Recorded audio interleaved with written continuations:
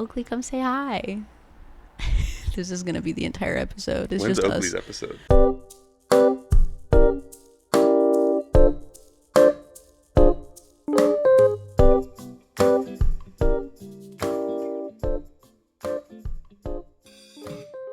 Hi everyone, welcome back to Curing My Stage Fright. I'm Julie, and in this week's episode, I sat down with one of my newest and now tallest friends, Jason McCann. Jason is a songwriter, producer, and saxophonist, currently based in New York City. We had so much fun, and Oakley loved him, which means that you will love him, except hopefully he is not allergic to you as well. All right, I hope you enjoyed the episode, and I'll see you on the other side. I use Ableton to edit my podcast, which a lot of people give me shit for. No, it's fine. Thank you. What do you use to make your music? Ableton. Great. Okay. Yeah. Then you're welcome back anytime. I used to use FL Studio. Oh. And then, that's everybody's reaction. And then at some point, I found out that Berklee did not accept FL Studio as a DAW. Which I understand because it's not like an industry standard. Yeah. I guess it is, but not really. It's just for like people who want to make beats. Which is what I did. Okay. Prior to coming here, I had never written a song. I was just making beats. Wow. And they were like, definitely like, I was doing a lot, but it was like very FL Studio oriented. Yeah. And then last May, I was like, I need to just like bite the bullet. And so I bought Ableton. It feels like the best transition probably because a lot of people, it's like still like loop heavy and live. Yeah, and oriented. like there's a pipeline of FL Studio to Ableton users who like don't go back. Okay. So like it was gonna happen eventually. I've been just putting it off for a long time. I actually downloaded it like 4 years ago. Like after using FL Studio I've been making beats for like 10 years at this point. Yeah. And so I was like downloading FL Studio, cracked illegally. Then I bought it for real, and then I cracked Ableton and was trying to learn it. Wow. And then just gave up after It's like hard. I tried to learn it prior to using this. I just use Command E and move clips around, and that's the only thing I know how to do. It took me so long. I also at the same time switched from PC to Mac. Oh. So there was also the hurdle of like going to hit Control, and it didn't do anything. Yeah, and it's all Command. Yeah. That's all they want to do to you is just Command. But they do have a Control button. It just doesn't do the same thing. It doesn't do the same things. And there are some keyboard shortcuts in Ableton where you have to use Control, but it's like Control and Option. It's never just Control. So like my hand, like I gave myself arthritis relearning key commands, but it's okay. Is it worth it? Has it been worth it for your career? 1,000,000%. That's great. I tell everybody that they should just use Ableton. Tell that to more people I know because they all roast me. All right, I have to start the episode by reading you something. Okay. I don't want you to look at it. All right, I want to read you this statement, and I want you to see how it relates to you. Mm-hmm. All right. To pursue excellence through all avenues of music, to create new and exciting music that is original and organic, to make music and production advice accessible to everyone. Do you feel as though that you are doing that?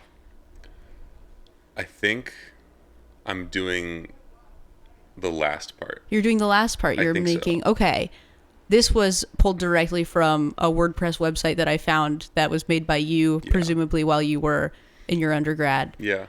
Do you feel like you've held up to 1/3 of that as your mission statement? I think so. Okay. Yeah. In what way are you making production advice accessible to everyone? So I was teaching in San Diego before I moved here. Okay, right. So you're a California boy. Yeah, California boy. And I was teaching saxophone at a couple of high schools, but I had a lot of students who were really interested in what I was doing because they knew what I was doing. Like they found my Instagram and they found like all my music. So like they knew what I was up to. Yeah. And so I like straight up during like 1 or 2 of like the sectional rehearsals was just like showing them, like I brought my laptop and I was just like showing them stuff. Yeah. And like they were able to digest it in a way that I think most people don't think about. Mm-hmm. When you listen to a song, I think the last thing you're thinking about, unless it's like a crazy instrumental, is the beat or the instrumental. I think that's like usually the last thing. People focus on songwriting very heavily. Mm-hmm. And then you have every once in a while a song that comes around where it's like, man, the song sucks, but the beat is great. Like the music's awesome. Yeah. And so like for them to kind of understand like the interplay of instruments and how things are lining up, I felt really good about that. Like as an educator, as somebody who was like supposed to be teaching them about music, I maybe, I fudged the lesson a little bit because you're supposed to be talking about saxophone. Yeah. But I feel like my goal always with music is to like be accessible. Yeah. I don't want to venture too far in one direction and become, I don't think there's anything wrong with being niche or being very specialized, but being like very commercially viable is extremely important, especially nowadays. Yeah. And totally. so I think in a lot of ways that's like my like main driving factor is like trying to make music that like can connect with as many people as possible. Yeah. And be accessible, if that makes sense. It totally makes sense. And I think I've been excited to talk to you because you come from like a not non-traditional music songwriting background, but like you come from a world that I kind of am familiar with, which is marching band and concert band and all that stuff. And it's interesting because I feel like when I was teaching mallets to kids, it's like you have to, you teach them in this way that is very regimented and very disciplined, and this is how we do it in marching band, and you could do it different in concert band, but this is how we do it here. But that doesn't necessarily make somebody a well-rounded musician. Yeah. And so it would always be really exciting, like in indoor percussion, I had like guitar players. I'm not a guitar player, but it was like they brought, just by virtue of being like a guitar player or a bassist or a drum set player, like a different sphere of like they would just bring in like cool hip music for the kids to listen to while they were stretching or whatever, that like these other nerds didn't necessarily have, because it was so drilled into them that like this is how we do music in this world. And so I wanted to ask you about, like, you start as a saxophone player and then you become interested in beat making, or do they happen at the same time? What's your life story? Happened very close to each other. Okay. I started playing saxophone when I was 11. Okay. In middle school. Yes. And I had never touched a DAW. I didn't even know what DAW meant. I didn't know nothing, none of that. During my freshman year of high school, my friend had FL Studio on his computer. And I was like, that's really cool. Like, what is that? Like, can I see what you're doing? And so I had already been playing saxophone at that point for like over a year. And I wasn't terribly interested in saxophone. I was just like, I like band and I like the community, but I wasn't like in love with the instrument, at least not yet. Did they have like that day where they brought in, because this is how it was for me in 5th grade, they just had a person with a clarinet, a person with a flute, and you walked around and tried them, and that was like their recruitment? Yeah, instrument shopping. Yeah, and so why did you play saxophone if you weren't? My dad and brother both do. My dad played it in high school and then never again, but he still has one, and it's a very nice, like, it's a very valuable, nice saxophone, but he never plays it, which is hilarious. Okay. But my oldest brother, who is now a band director, played saxophone, and so I was like, I want to be like Mark, and that was kind of like my driving force for picking saxophone. But I tried a few others. I tried trombone. Okay. For a very short stint. I was a trombone player for like a week. Did you hate it? It didn't like connect with me at all. It was like the lack of buttons and keys was so foreign. I was like, definitely can't approach music that way. Okay. Especially as a very first time ever trying to pick up an instrument outside of like, I took like guitar classes in elementary school, but then I like never touched it again for like 10 years. So that was my first like connection with an instrument, was the saxophone. Because of my family. Okay. But then also when I played it for the first time, I was like, oh, this is so cool. Like, this feels like, it just felt right. But I didn't like have like a profound love for the instrument. Like I definitely do now. Yeah. And it was very early into my like band endeavors that I like fell in love with the instrument. But when I started doing it, it was just like what I was doing because my dad wanted me to be in band and my brother played saxophone. So it was like all these things. I almost didn't get it because so many people wanted to play saxophone. Yeah. We had to put all of our names in like a hat. And they drew names because so many of us wanted to do it. And I was the last name that got picked. And I kind of cheated a little bit, I will say. I apologize, Miss Cruz. I like crumpled my paper. Like when I folded it in half, I crumpled it a little bit. Yeah. So that way, like texturally, it would feel different than the other ones. I don't know if that's the reason it got picked. Yeah. But it got picked, and I was like so elated. I remember like I used to walk to school. I walked home that day, and I was like, Mom, Dad, like I got it. I was so happy. I'm gonna be a saxophone player. And then my dad was disappointed that I did music. You can't win them all. You try so hard. He came around. It just took a while. Yeah.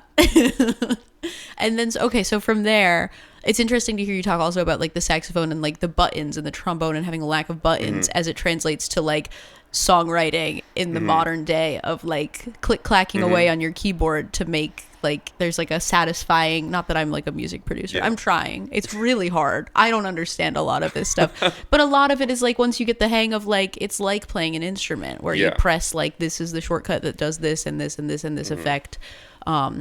It's the same as like knowing, like I played the flute for a couple years because my mom had a flute and I was like, well, I might as well just do this, she has one. And then I was like, I hate the flute.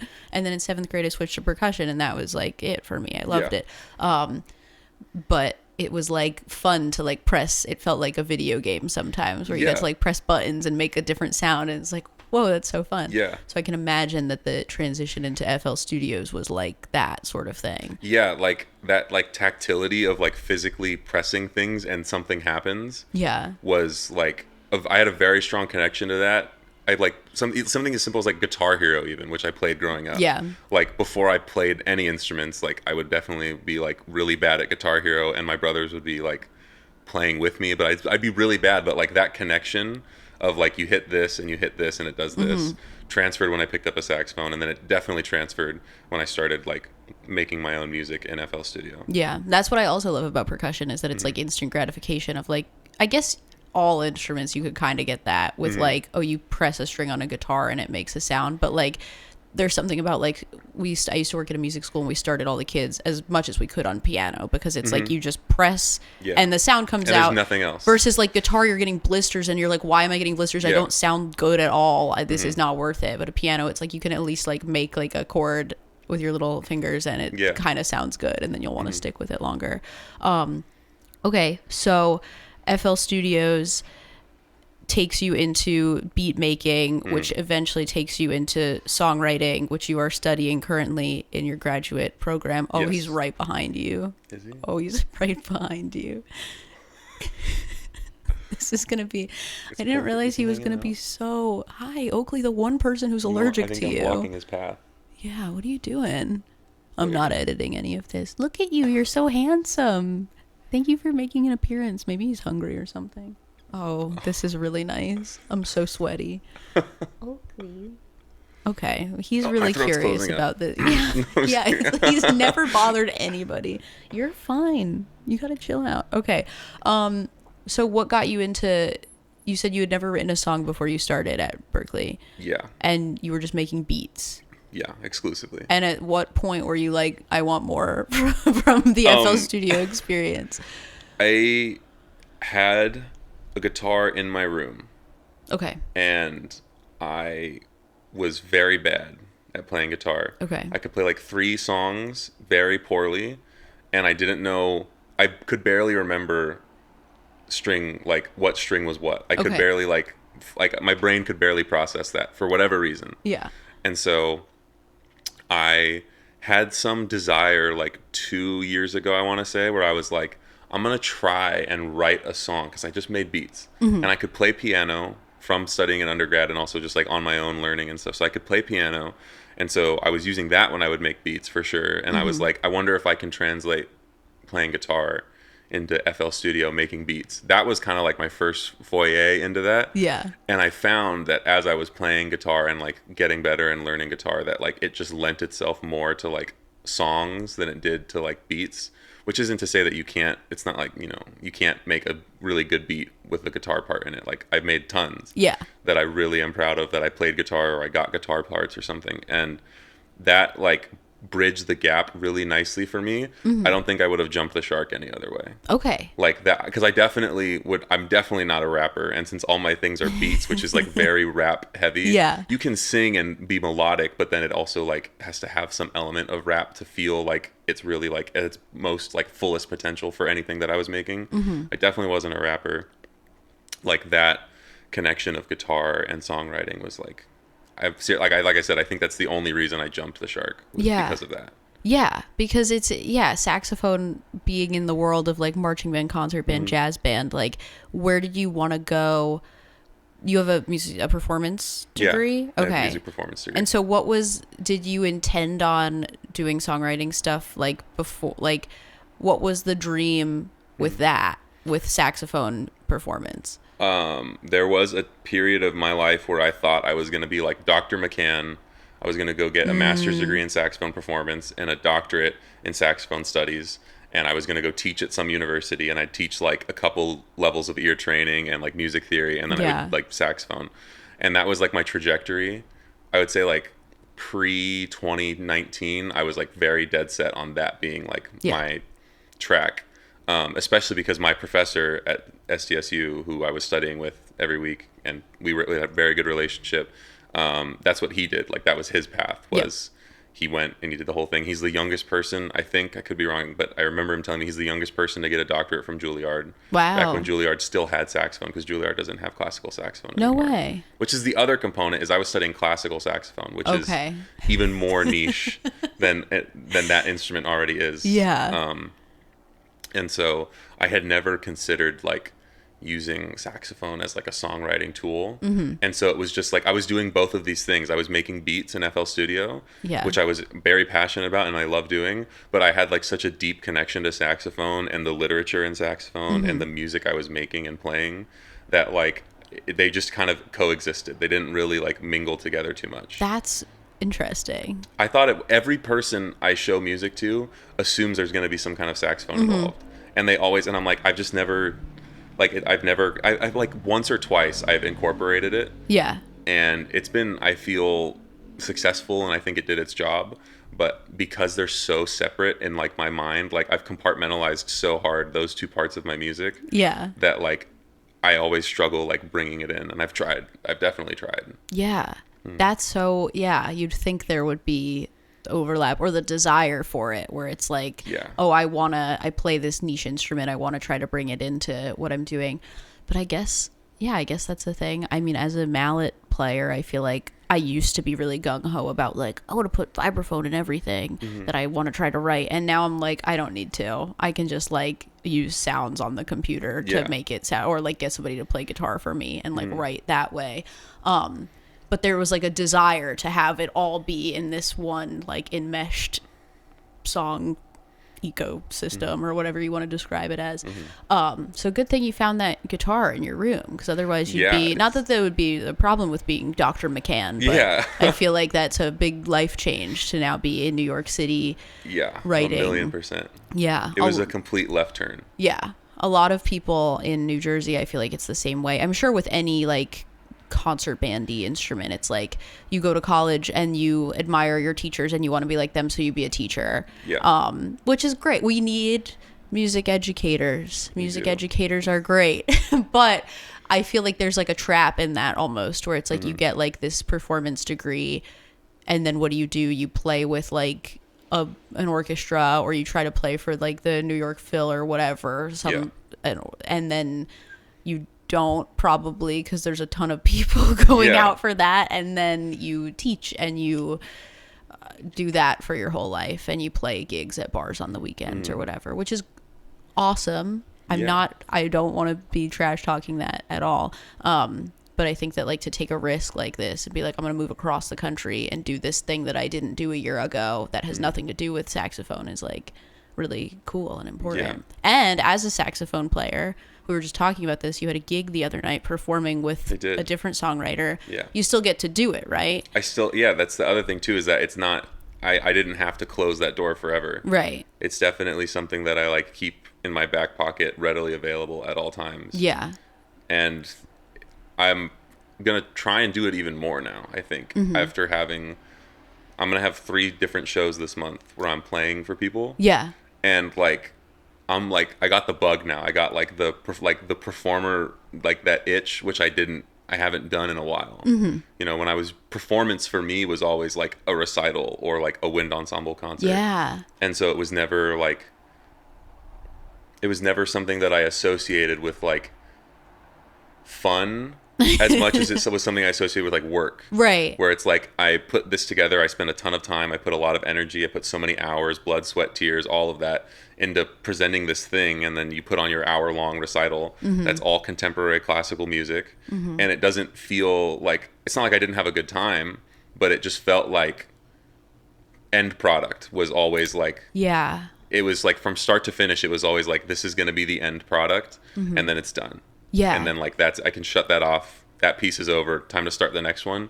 But with doing these live shows where I'm playing saxophone for other people, it's like the music's constantly flowing. That's never going to be the last time. It's never going to be the best time. Like next time's always better. Yeah. And so that like is so novel to me that I totally have like this itch now where I'm like, I'm offering to so many people. I'm like, do you need me to play on your show? Yeah. Like, I was hesitant at first. The first show I played in New York was Sam's, and I didn't even play saxophone. I played piano. Oh my God, yeah. That was the first show that I ever played in New York. And that was like recent. Well, no, it wasn't. It was like October or something. That was in November. It was the day, I remember because I went home the next day for like the Thanksgiving break. Yeah. It's like that was my first time, and that I'd lived in New York for months, and I had not once like set foot on any stage. And that was my like really like that's when it started, and I was like, oh, I want to do that again. That was so much fun. So you like performing? I do, yeah. Not necessarily as like the front runner. Okay. But I like making music, and I like making music with like my friends and people I really care about, and I like presenting that to people. Not because I need a pat on the back, but it's just because it's like how I express myself. Yeah. And like my musicality is something that I'm very like proud of, and something that I like really enjoy other people experiencing. Not for like any kind of ego boost, just because it's like that's how I communicate with the world.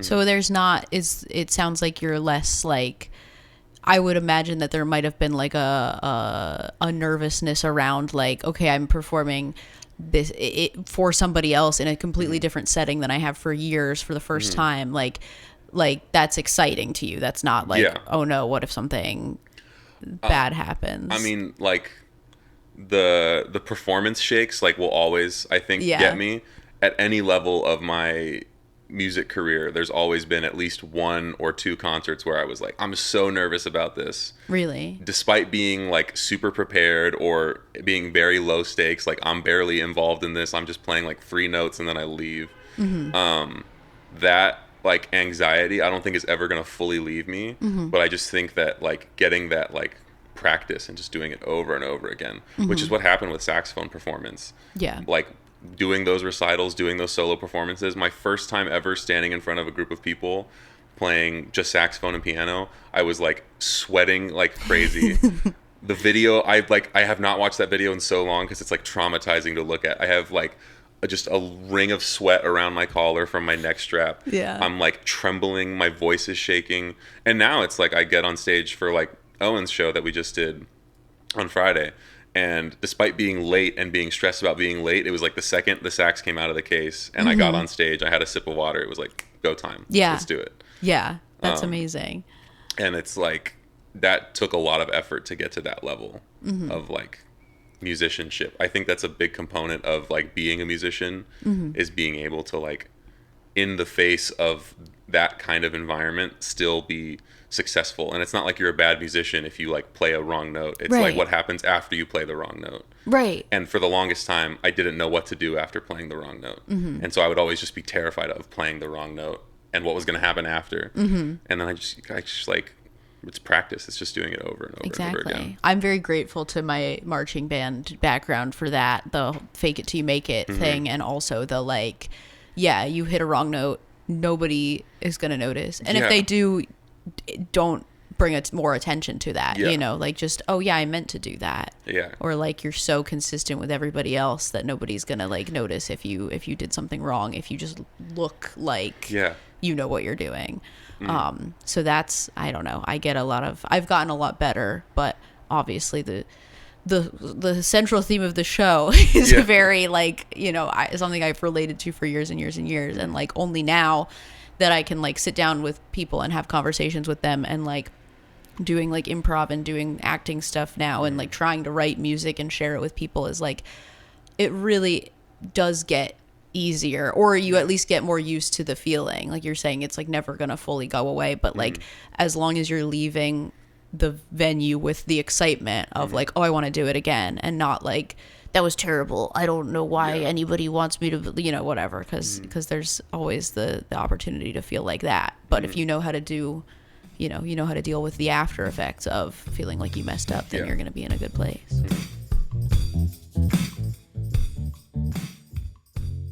Have you ever been in the middle of listening to an episode of Curing My Stage Fright and thought, I wonder what the host, Julie Keefe, is wearing? Not like that, you weirdo.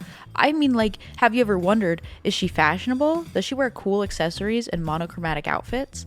The answer to these questions is, of course, yes. But this may now lead you to a separate question, which is, okay, how can I confirm that she's fashionable? Well, by going to the Curing My Stage Fright YouTube channel, of course. You can now watch videos of the locally renowned podcast in the highest quality that the iPhone 12 mini can provide. So what are you waiting for? Finish listening to this episode and then go watch the exact same episode over on YouTube. I can't think of a better use of your time. Can you? So you said as a front man, you're not as keen on like performing for people. Not at the moment. Okay. I think that's always subject to change. Yeah. We have those open mics at school. Yeah. And every time they send out the round of applications for people to apply, I'm like, is this the week? Mm-hmm. Like, do I play my songs? Because I am so new to songwriting. Yeah. And I don't even think, like, as a vocalist, I've never performed solo vocals in front of anybody. So, like, that's another shark to jump for me, is, like, I've gotten more comfortable with showing people the music I write where it's my voice and it's my lyrics and everything. Yeah. I've gotten comfortable where I don't have to, like, give a preface, like, oh, this is a demo, it's a scratch vocal, the lyrics are bad. Sometimes I'm just like, oh, you want to hear a song? Okay, like, here's this. I've gotten better at being able to just, like, let things play at face value. Mm-hmm. But I think transitioning that to, like, a stage setting where it's like me and a guitar and a microphone, and like whatever combination of instruments behind me, me being in the front of that, I think would definitely stir up some anxiety, like, for sure. Mm-hmm. Which I don't think it's like ever not I don't think it's not ever gonna happen. Right. At some point it's gonna have to, I think. Yeah. Well, when is it gonna be the week, you know? Yeah, exactly. Every time they send out that email that's like open mic applications are open for, you know, February 23rd, it's like, is this the week you know? Yeah. Any week could be the week. Exactly. And it's totally going to be a spur of the moment decision. Mm-hmm. I think if I had to guess, it's not going to be very methodical for me. It's going to be like, okay, screw it. Let's just do it. Right.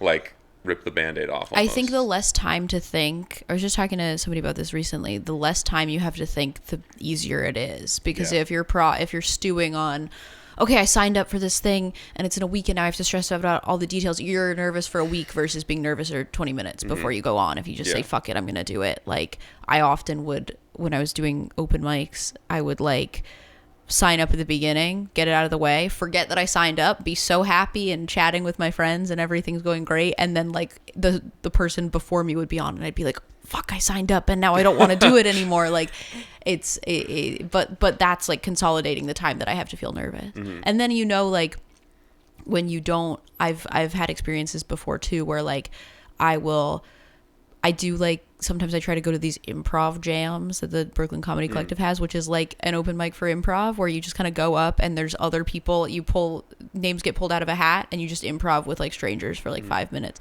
And there have been times when I went and I was, like, feeling really nervous and I would do something and then I would, like, not quite get to finish my thought in a scene, or I'd have a really good idea for something and then I would be too nervous and shy to go out because I'd be like, they're not going to think it's funny. And then I would leave feeling empty and like, oh, I should have done that. And that to me is an indicator that I actually really like performing. Mm-hmm. If I didn't feel regretful, I would not think that it was, you know, the stakes would not be high enough for me to want to do it, if that makes sense. I know, 100%. I've had a couple of performances in the open mics at Berkeley, but I've also had a few where I was like, oh, hey, like, I don't have time this week. And then after the fact, I was like, yeah, that looked like fun. I missed out on that experience. Like, that, like, level of connection is, like, kind of unmatched. Yeah. And so I think the hardest thing for me is just going to be, like, seriously, the hardest thing is just going to be, like, clicking apply. Yeah. I think once I get over that part, it's going to be like, okay, now, like, this thing is happening. I just got to do it. Yeah. There's no, like, if, you know, there's, like, not when. That's when it happens. Like, crossing that is going to be tough, I think. Right. But you're going to do it. Eventually, yeah. And probably very soon. Because I also would like to present. It's not that I think the thing I'm most afraid of at this point isn't even, like, singing in front of people. Mm-hmm. It's about, like, having a song that I feel is at enough level of like being finished, at like a high enough level of the song is close to being done or close to being written, or any one of those like factors that goes into making a song, where I'm like, okay, now I can present this to the world in a live setting. Yeah. Versus, oh, you want to hear this demo? Right. Which I think is a totally different experience, because it's still my voice. It's not like it's somebody, Yeah. It's still me. So it's not like I'm super afraid of people hearing my voice. I was definitely when I first got here. Yeah. I was trembling nervous in the first week of songwriting class when we all had to like play our first songs. I was like trembling nervous, like restless leg syndrome in the back of the class. Like my hand was shaking, I was going to hit the space bar and my hand was like trembling. And this is just from people hearing a recording of your voice. From but you're hearing in the a recording room. of my voice. But I was in the room, and it was the first time I'd ever done anything like that. Where it was like, here's my voice, here's my song, here's my lyrics. Like it was my everything involved. Like nobody else was involved in this, so I didn't have like well actually those lyrics were so and so's fault, and like that it was all like presenting that for the first time. Like my hand was literally shaking going to hit the space bar, and then people were like really receptive to what I made, which it's not like I thought the opposite was going to happen, where everyone was going to like boo me, right? But I was just like worried about how other people would feel about what I was doing, and that's so much related to like the performance anxiety part of it. Yeah. Because that felt like a performance to me, because that was the first time I'd ever done that. Yeah. Wow. And you did it though. And you like, I feel like you routinely, it sounds like from the program that you guys are all in, it's like you're routinely sharing songs.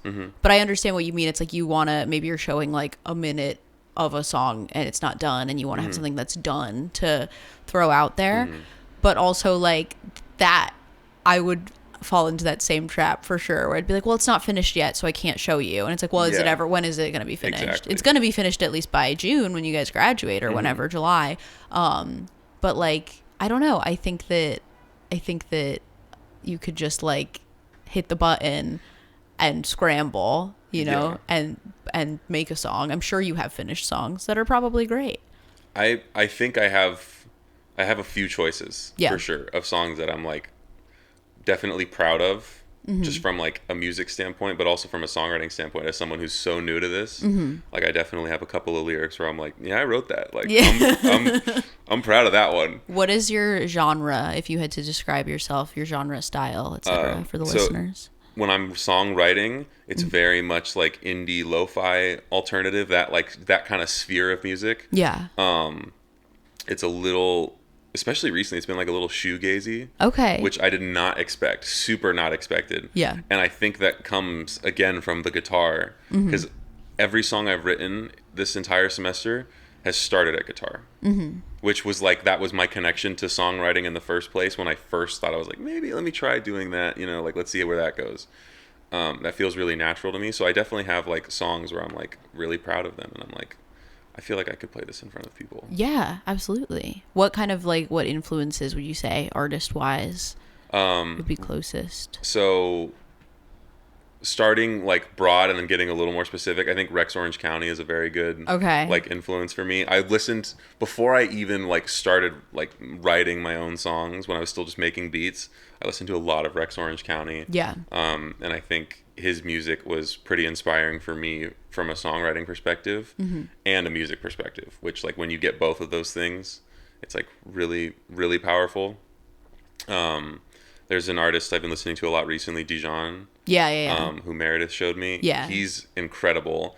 And I wouldn't necessarily say that like I'm in his like, I'm in definitely like on the same like side of the spectrum of music as like what he's doing, but it's not quite that far. Okay. I don't think I'm like as far in that direction. A band I really like called Weston Estate, which is like it's just 5 guys. They describe themselves as a boy band. Yeah. But I wouldn't call it a boy band. Okay. In the traditional sense of the like word. Like a hyper poppy like. Yeah, so they do like very indie lo-fi stuff, which is like very much the like vein of music that I'm trying to tap into at the moment. Is that what you were listening to, like even as a saxophone player pre-beat making, or is this evolved? Rex Orange County, yes, for sure. I'm pretty sure everybody on the face of the earth has heard the song Sunflower. Yes. And so that song for me was kind of a turning point in terms of like my music listening taste. I definitely started going more into like the indie rock alternative genre. Like that kind of was like the connecting point for that like type of music, which I've been aware of for a long time. But Weston Estate was like randomly one day my friend sent me a track and was like, I think you'd like this song, like a year and a half ago, and was like, I think you'd like this. And I was like, yeah, I really like that. Yeah. And I immediately went through listening like their entire catalog. Mm-hmm. And it like changes your entire it changed how I thought about like music. Not yeah. because it's like the most innovative music to have ever existed, but it was like that was one of the first times where I was like, I would love to make that. Yeah. I want to do my best to emulate that. Yeah. That was the first time I had that experience, was listening to that song that he sent me. That's amazing. I've been experiencing that recently too, where like I was just talking to, I think, Vani about this. She's the guest before you. Mm-hmm. Not spoilers, because it will already have happened by the time that this one comes out. But there's like a disconnect between the music that I like to listen to and the music that I think that I'm capable of making. And as I've listened to more music and heard about more artists that are kind of also, like indie pop, like I'm like, oh, that I could maybe try to do something like that versus just like straight, like I listen to like a lot of progressive music and I'm like, no way I can do anything like that yet. But then there's like some kind of like, there's like indie pop artists who kind of like dabble in like progressive-y things and like time signature changes, whenever it's like, oh, I could there is a like somebody is doing something like this, so it's motivating to me to be like, oh, I could try my hand at something like that. And that's been very fun for me. It's a journey. Yeah, and it never ends. it never ends. I'm also, so I mentioned that like saxophone and songwriting for me are like so separated, but like everything else about my undergraduate studies, like I did a super deep dive in music theory. I took like the extra courses that weren't required for a brief period in between figuring out, do I want to be saxophone, Dr. McCann, or do I want to be a music producer? There was like a very short period of time where I wanted to be a music theorist. Okay. Like go to grad school for music theory. Yeah. Get like a PhD, not even a DMA, but like an actual research doctorate in music theory. That was a very short stint. But, okay. I've tried to incorporate a lot of that stuff, a lot of that classical foundation stuff, into my music. So like some of my music has meter changes in it, which weren't just like just cause. It was like, let me see if I can make this work. Yeah. And then it like worked, and I was like, great. You know what I mean?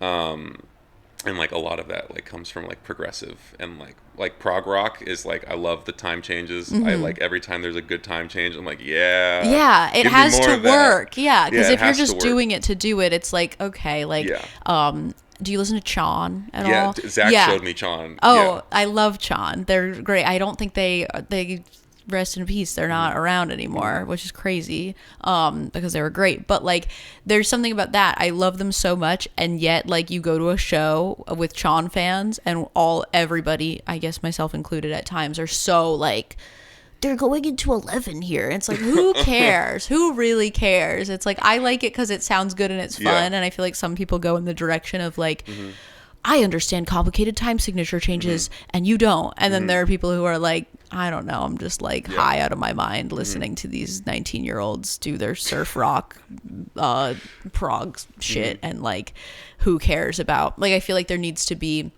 not necessarily a purpose for it, but like you can't force stuff like that just cause like, oh, this song's in 7.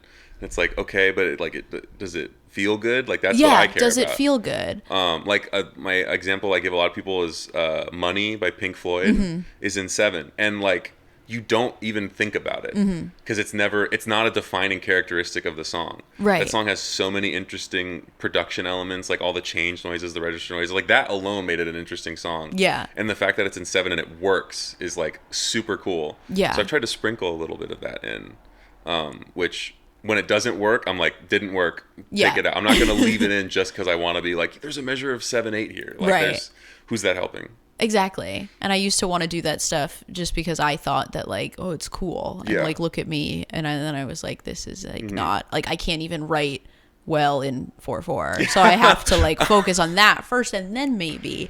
But, you know, it's nice to just know that like, I don't know, my music taste has expanded so much over the past couple of years that it's like really nice to just like know that it's possible to do more than I thought that I could, just from like hearing, we'll never be able to listen to all the music that is in the world. Yeah, especially now. Like, what is it, like 100,000 new songs a day? That's fucking crazy. That's first of all, who has time to listen to that much music? Nobody. Second of all, this is another part about like trying to be accessible, is like, how do you cut through that as not only a listener but as an artist? Like, how do you see through the fog? And how do you like make it to a point where the music you're consuming is like truly the best music for you? Because I didn't really, for the longest time, I had like my 2 playlists and I would just listen to those, and I was like, no new artists, like it's just these 2 playlists. And then once you start to like sift through the fog, you like find gems. Like Weston Estate is like, they're not underground, like they've got plenty of traction online, but like if my friend didn't send me that song, I would have probably never found the band, or it would have taken me a lot longer to find them. And being able to draw on all those influences is like such a important thing for me. Is like, not because I want to copy what everybody else is doing, but it's like, we have to talk about this for our CEs. We have to write a whole paper about like our influences and our project. We have to be able to defend our decisions musically and artistically and visually. Like, we have to be able to defend all these things that we're doing and point to a reason why it's happening. Which again, the 7/4 thing, like, okay, but why? Right. It's like, well, because I wanted it in 7, but why? And it's like, if the only reason is because I wanted it in 7, or because I wanted to use the same chords as this Rex Orange County song, it's like, okay, why? Yeah, exactly. And it's like important to, I think, acknowledge that we have influences, because I think that there is nothing, not that there's nothing unique, but like everything that's being made has parts of it have been made by other people. I think with most art now, movies, plot lines of novels and TV shows and music, like we're just taking things that other people have done and doing them in different ways.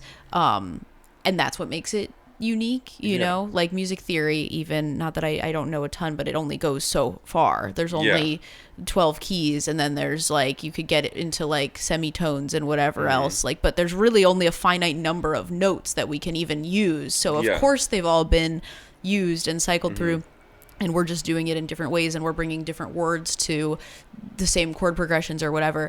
And so like, obviously we all have influences on things, whether we're writing or we're doing comedy or we're making music.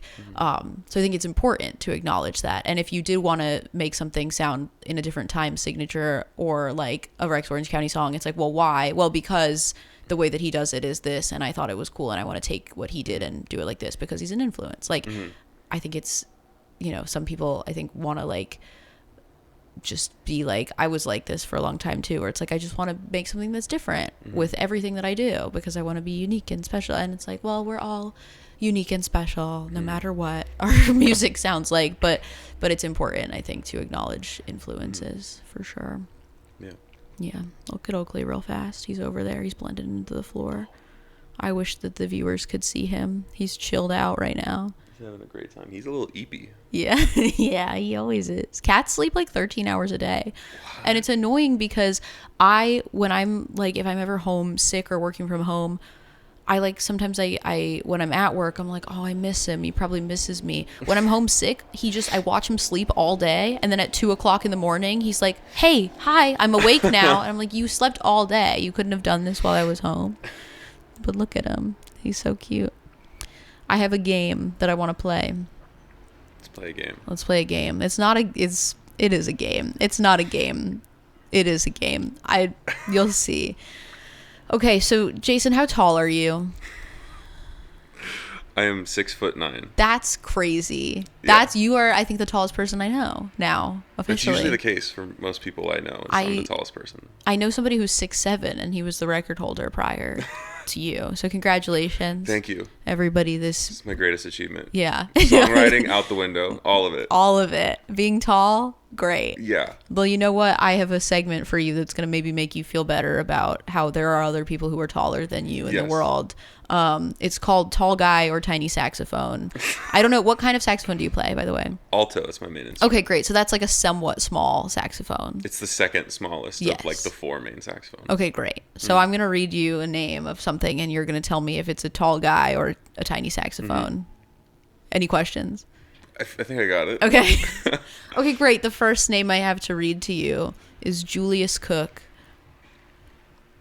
Tiny saxophone. And that is a tall guy. He was 8'1". Oh, no.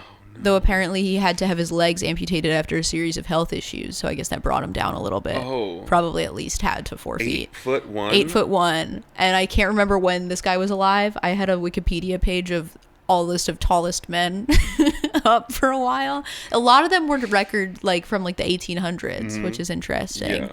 We're not as tall anymore as we used to be. But also somehow taller. Yeah. Like statistically, but it just, anyway. But it averages out it's just like one flat line always. Yeah. Okay, well that was, this is a tall guy. Already off the bat.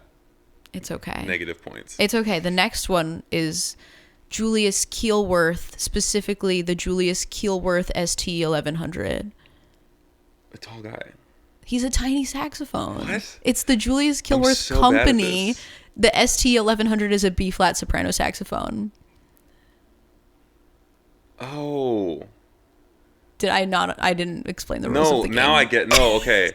I just thought it was another person. No, that's the name of a saxophone company. Brand? Yeah. Oh. And I happened to find a similar name that was a tall guy. Yeah, see, that's why I was like, oh, it's another name. I was like, I got the first one wrong. Yeah. No, it's okay.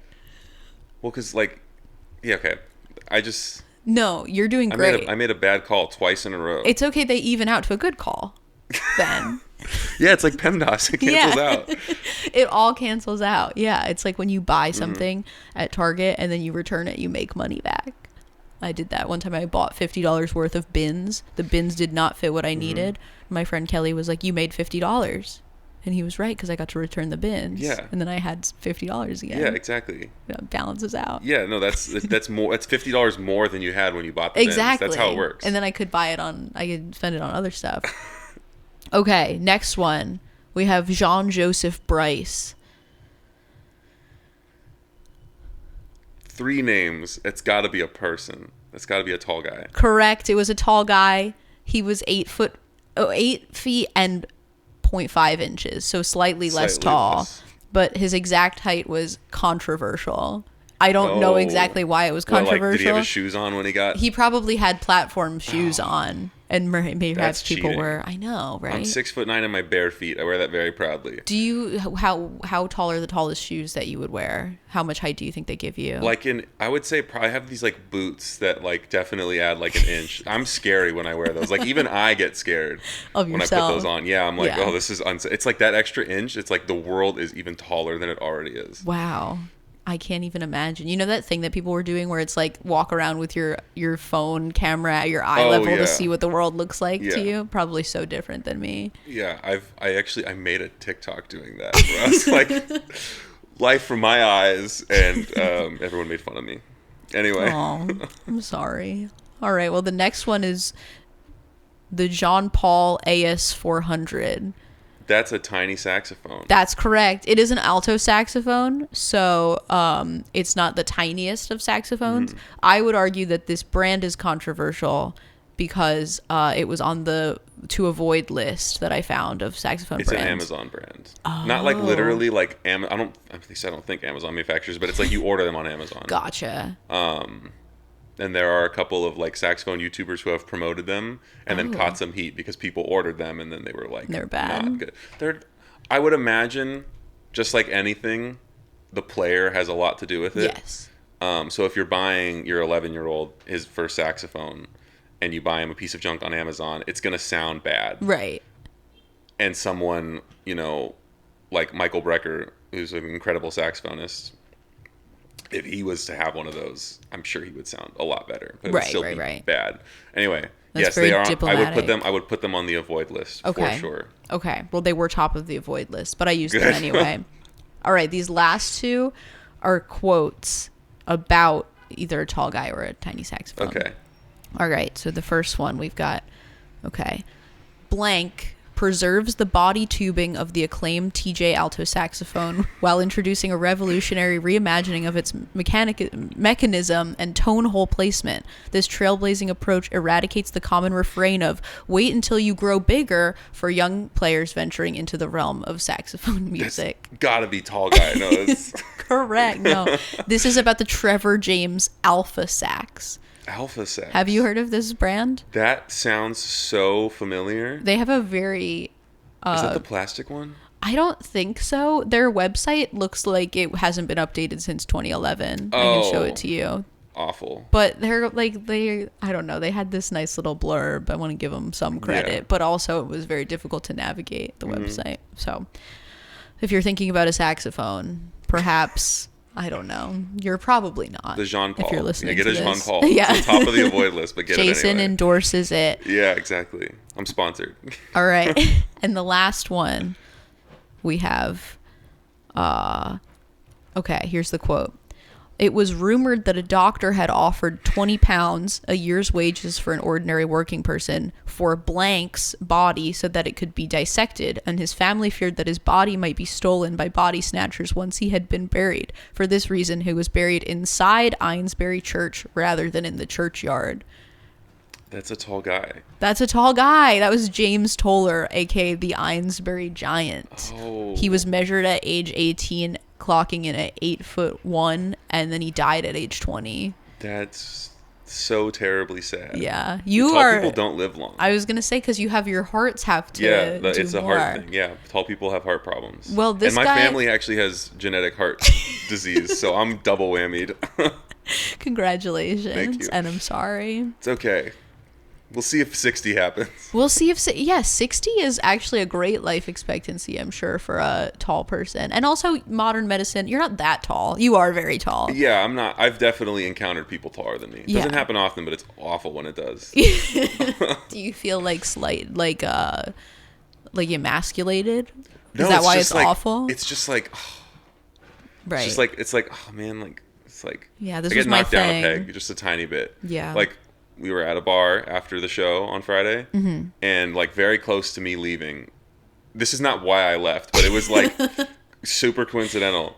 This guy walked in, and I was like, he's at least an inch taller than me. Like you know when you see like. Mm-hmm.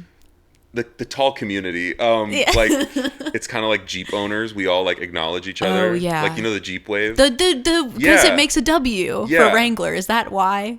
I That's think my theory. That's such a good guess. I've never known where it Jeep came from, wave. but that like makes. But you know, like the Jeep wave. Yeah. Yeah, it's like tall, like we just nod at each other. Like it's like But that guy walked in, and I was like, dang it! Yeah. I just like, I lost my defining characteristic. I'm not the tallest guy in the room anymore. Right. And that's the only thing about you. It's the only thing about me. Like if you met that guy, then he would now be the tallest person you know, and then that would just be horrible for me. Right. You'd have nothing else going Exactly. for you. Yeah, we would never communicate again. I don't think. Yeah, that's too bad. All right. Well, Jason, do you have anything coming up after what day will it be today? I think this comes out on February 28th. February 28th. Will you have performed at a Berkeley open mic by February 28th? Be honest. No, I can't logistically. Okay. Because the next one's on the 23rd, and I'm playing in a show that night. So I can't do that one. Well, I can't promote the show. Possibly the week after. you. Yeah, retroactively. Go watch the show. Yeah. Go back in time. Build a time machine. How go do you watch think the you show. did on your show at February 23rd? Oh, I crushed it. I did so amazing. That's it was so good. Yeah. Yeah, no nerves. That's awesome. Zero nerves. Crushed it. I'm actually playing through a pedal board. I'm playing saxophone through Are pedals. you really? Yeah, it's going to be so much That's fun. going to be so fun. Yeah, I'm very excited. Wow. Oh my God, this is actually good that this isn't coming out on February 23rd because I've had two guests who both have events on February 23rd, and I really want to promote both, and I'm going to try to go to both, and I'm going to try to tell everybody to go to both. Yeah, that's hard. It's hard. People have shows on the same night, and you Yeah. gotta make a decision. If it's if it's cutting it close, you gotta make a decision one or the other. So this would be a third one. Yeah. But I'm really glad to hear that you did well. Yeah, thank you. That's Yeah, awesome. It was awesome. It was the best gig so far. Yeah. Yeah. What else is going on after February 28th? Anything? After February 28th, I am planning to, by the end of March, release a song from my CE. Yay. So it will be out in the world. Okay. And people can listen to it on their phones and criticize me and tell me it sucks. Everybody criticize Jason. Pause this. Pre-save whatever the song is. Does it have a title? Can you say the title? I can say the title. It's called Everything Feels the Same. Okay. That's the name of the song. It's my most finished song from Nice. ICE. So everyone's going to stop listening to this real fast, pre-save, Everything Feels the Same, and then when it comes out, have your criticisms ready for Jason to receive. Yes. Anybody I see after that song comes out, I want the first thing they say to me not to be hello. I want it to be like, man, 2 minutes and 30 seconds, that drum fill was a little bad. Yeah. You could have done better there. You could have put a gated reverb on that. I don't know. I'm sure there will be notes, but I'm sure it's going to be great. I'm excited to hear your music. I'm excited for people to hear it. Where can people hear where can people find you? Where can people hear about your goings on the internet? Goings on. So I do have an Instagram for music. It will be changing at some point, probably with the album release. But for right now, and by definitely when this comes out, it is jace.wave. Okay. On everything. How do you spell Jace? JAYCE .wav. Okay. Like a WAV file. I thought that was funny. I thought that was that's cute. Yeah, so that's everything. That's Apple Music, Spotify as well. Oh, I have cool. 2 albums of like beats. Oh, great. Go listen to Jason's beats. Yeah, Jace. and also tell me those are bad. Yeah. Okay. Let me know when those are bad. You really want to hear criticism. Yeah, it fuels me actually. Okay. So then, okay. I'm sure we could make that happen. Yeah, it's going to be great. I just want everyone to just constantly tell me that I did a bad job. But then also like the one person that's like, hey, good job, like it balances out. Yeah. Do you want to do that? Do you want criticism so that you can improve, or do you want criticism so that you can just wallow? It's a little bit of both, because like sadness is so easy to feel, but also that was really spoken like a true indie pop producer. Yeah, I know. Yeah. That was tough. Yeah. No, genuinely, I love when I get criticism from people. That's good, because it's like you can always do better. Of course. And like no song's ever done. Like there's things that like are on Spotify right now where I like listen to it and I'm like, I could have turned that hi-hat down. I could have cut those 4 bars. Like it's like it's always you're your own worst critic. It's just when it crosses a threshold of like I am happy with this. Yeah. And I am personally fulfilled by what I was trying to do. It's in the world, which is why I have that deadline for March 1st for myself. So I really like not March 1st, sorry, the end of March. Mm-hmm. Sometime between now and then, I really like just want to like it's like the same thing as like applying for an open mic. Like hitting the upload button is gonna be the hardest part. It's just like, and then it's like, okay, that's it. Yeah, and then it's done. Mm-hmm. So everybody go follow Jason on Instagram and DM him relentlessly to release music and to apply for an open mic so that he can get his performance anxiety about his voice out of the way. And then once he does that big monumental thing for himself, tell him about how bad it was. Yes. That's is that what you want? Yeah, okay. It's going to make me do it again. Because then I'm going to show everybody, like, no, actually. Yeah. It's going to be worse. There we go. All right. Well, do you have anything else for the good of the order? No, I don't. Do I have to sign off? You don't have to sign off. I have a really hard time with ending. Oh, like I don't think I've ever asked anybody if they've had anything for the good of the order on the podcast, though I do often end club meetings with my students by asking them that, and they're all like, I don't know what that means. Yeah. And then they just go get lunch and they don't want anything to do with me anymore. This is a little tangential, but there's a YouTube channel called Dead Meat by a guy named James Janice, and he does like kill counts for horror movies, but he ends every video by saying, be good people. Oh. And I just feel like that's a really good message to put into the world. You just be good people. Be good people. Yeah. Be good people. I'm going to take that, and my podcast is small enough that nobody will sue me for copyright. I'm going to email him a link. If you email him a link, if whatever gets me publicity, Jason, honestly, I'll take it. All right. Goodbye. Thank you so much for listening. I hope you enjoyed the episode. As always, music is by Sam Levine and art is by Kelly King. All right, I'll see you in the next one.